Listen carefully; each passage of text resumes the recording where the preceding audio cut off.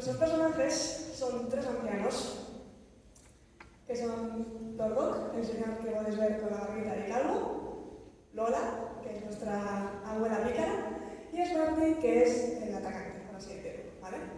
¿Por qué son tres personas mayores? En su momento, con la crisis de Fukushima, hubo un grupo de ancianos que se presentaron voluntarios para bajar a sellar los núcleos, ¿vale? Con tal de... Decían que, como ellos ya habían vivido su vida y que esto había sido su responsabilidad suya, querían hacer algo para arreglarlo.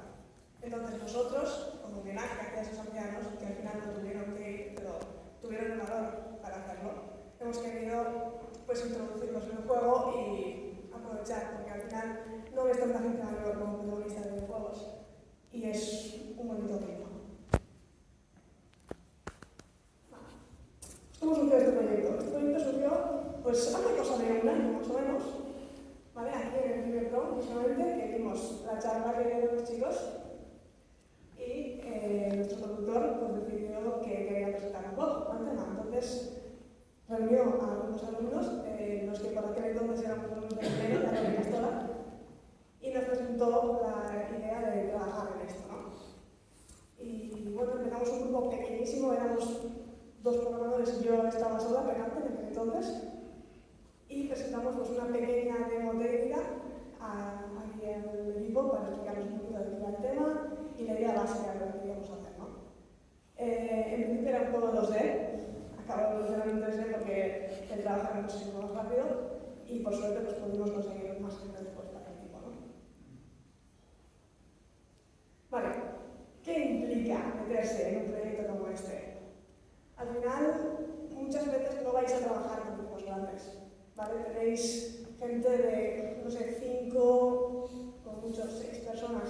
En Madrid es diferente, hay gente que tiene 16 personas en un grupo y sí, eso significa muchísimo trabajo, pero aquí lo más probable es que no os vaya a pasar, ¿vale? Entonces, tenéis que tener mucho cuidado pues, con el scope que organizáis para el juego, ser conscientes hasta dónde podéis llegar. Porque al final la carga de trabajo y si no comunicáis bien o por lo que sea, hay algún problema, podéis acabar muy quemados.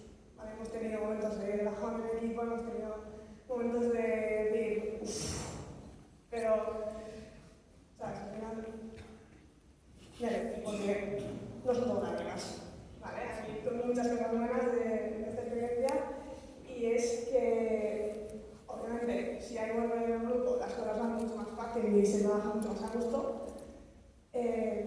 Tienes pues, lo que ha comentado un poquito de que espacio propio, que tienes reuniones semanales con ellos también, por si que te atascas con una mecánica, que tienes más ningún problema, puedes consultar con ellos tranquilamente y te ayuda un montón. Tienes las presencias en las ferias de juegos y la experiencia también de ir a un sitio así y conocer un poquito lo que es industria, hablas con un montón de gente, un montón de productores y cosas y bueno, te abre un poquito los ojos, ¿no? A esa primera toma de contacto con lo que es la industria del videojuego y puede ayudarte pues, a darte una idea de qué te puedes encontrar después. Y obviamente está la experiencia que te llevas de, pues eso, toda la gente que has conocido, todos los ambientes que has visto. Y si alguno habéis tenido curiosidad y habéis empezado a buscar por lo que sea ofertas de trabajo, muchas veces piden tantos juegos publicados en tal.